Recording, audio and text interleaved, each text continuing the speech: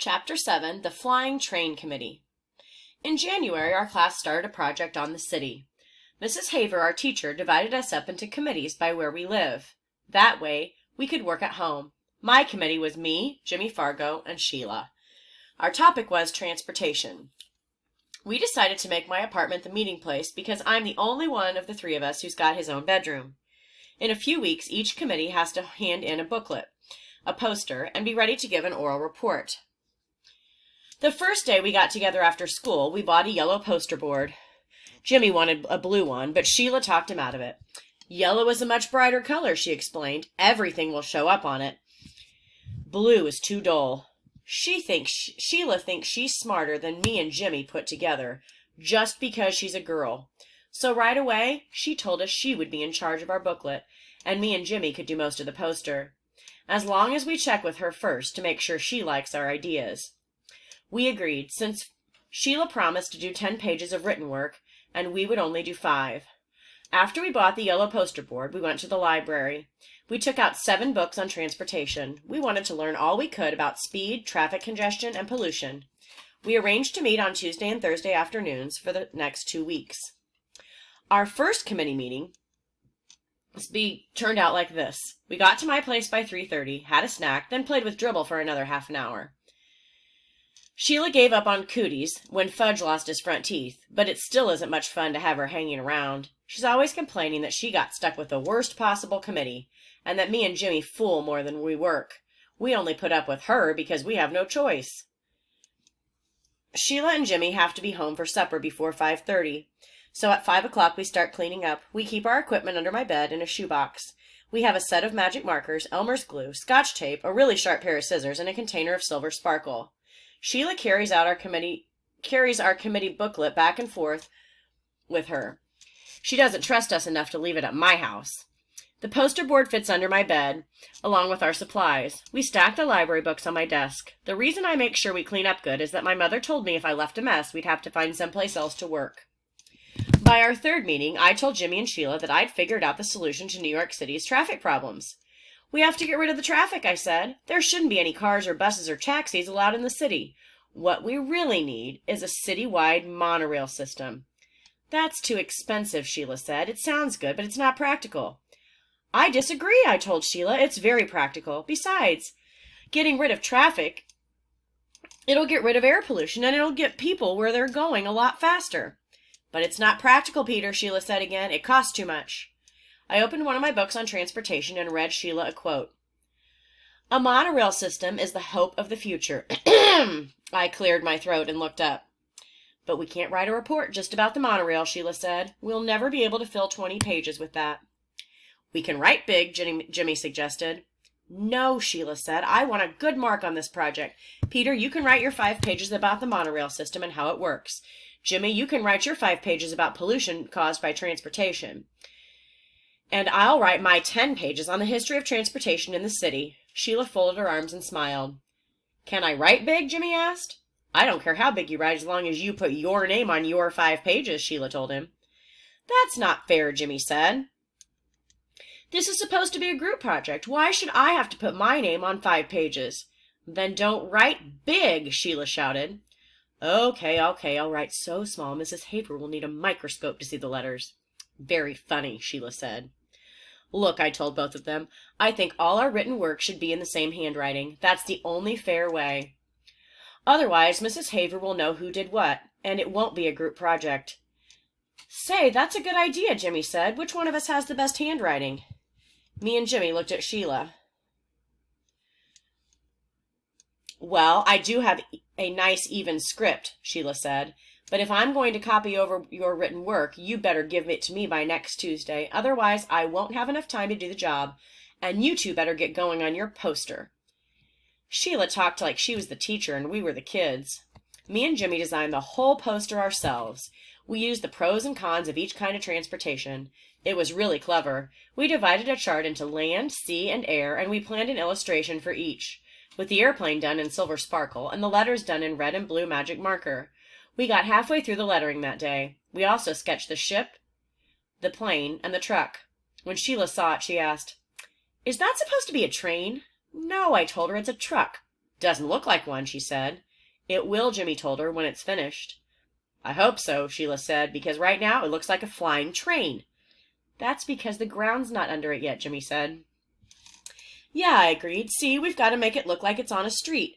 Right now it does kind of look like it's up in space. So does the ship, Sheila said. We'll put some water lines around it, I told her. And some clouds around the plane, Sheila said. Listen, Jimmy hollered, did anybody ever tell you you're too bossy? This poster is ours. You do the booklet. Remember, that's the way you wanted it.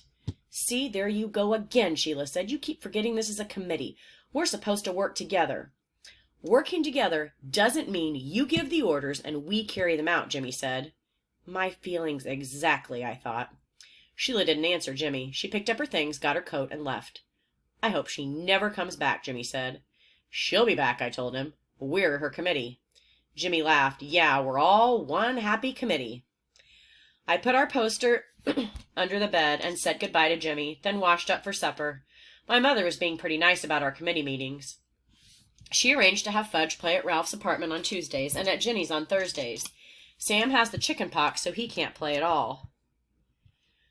I was glad that next week would be our last committee meeting after school. I was sick of Sheila, and I was getting sick of transportation. Besides, now that I knew a monorail system was the only way to save our city, I was getting upset that the mayor and all the other guys that run things at City Hall weren't doing anything about installing one. I know that's the best method of city If I know that's the best method of city transportation, how come they don't know it? The next day, when I came home from school, I went into my bedroom to see Dribble like I always do. Fudge was in there sitting on my bed. Why are you in my room? I asked him. He smiled. You know you're not supposed to be in here. This is my room. Want to see? Fudge said.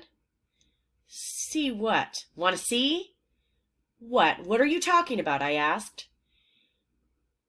He jumped off my bed and crawled underneath it. He came out with our poster. He held it up. See, he said. Pretty. What did you do? I yelled. What did you do to our poster? It was covered all over with scribbles in every color magic marker. It was ruined. It was a mess, and it was ruined. I was ready to kill Fudge. I grabbed my poster and ran into the kitchen to show it to my mother. I could hardly speak.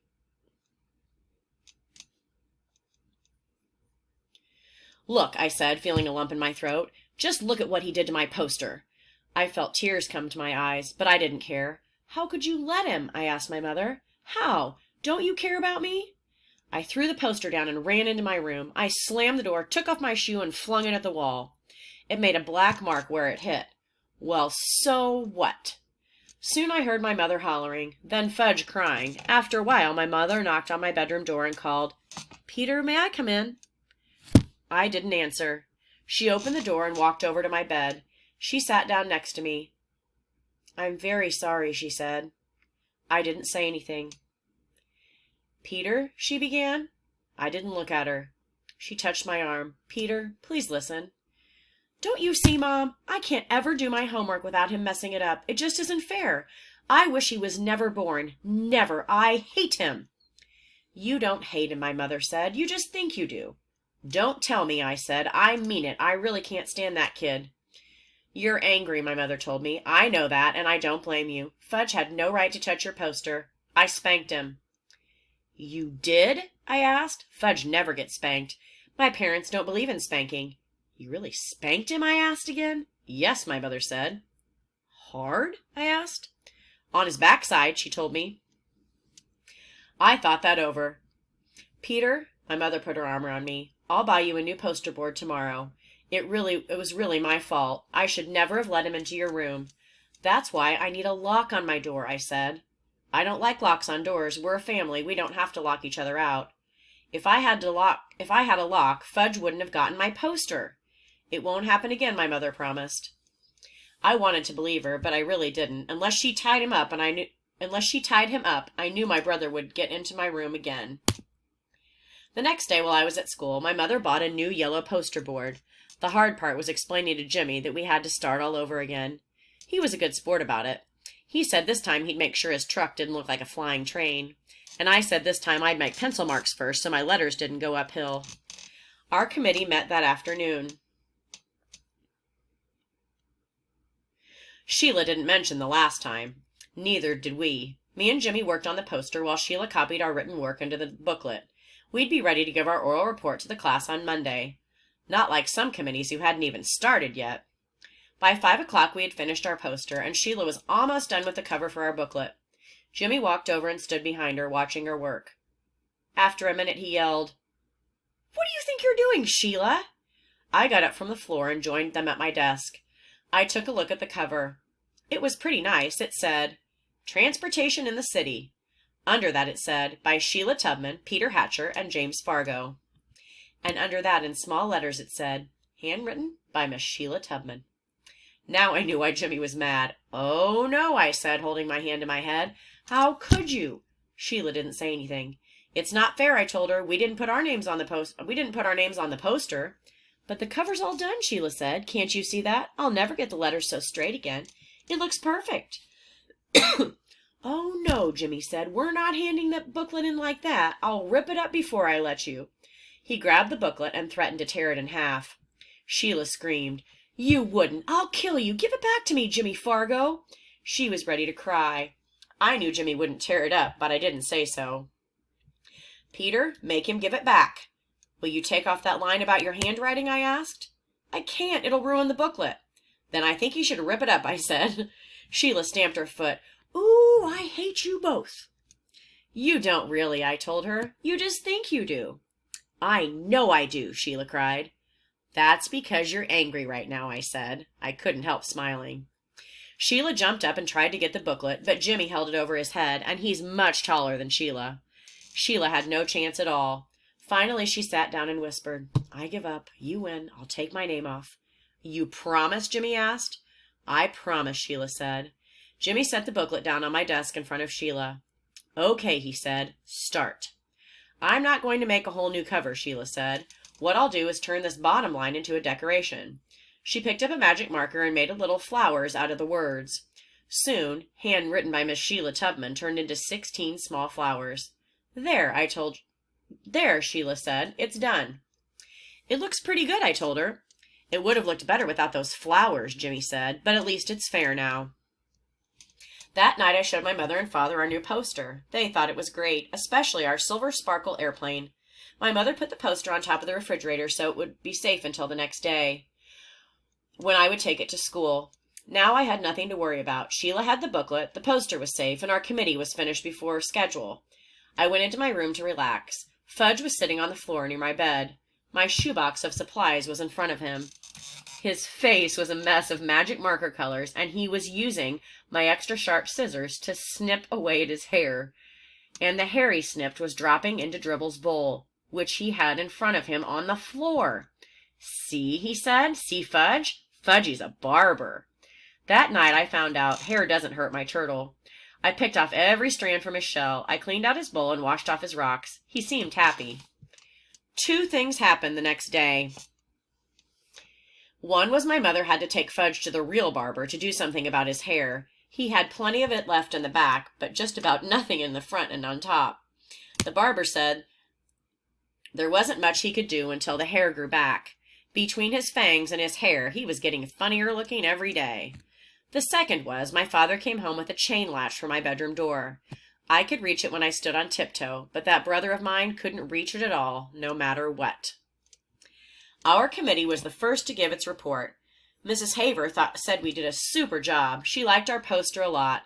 She thought the silver sparkle airplane was the best. The only thing she asked us was, how come we included a picture of a flying train?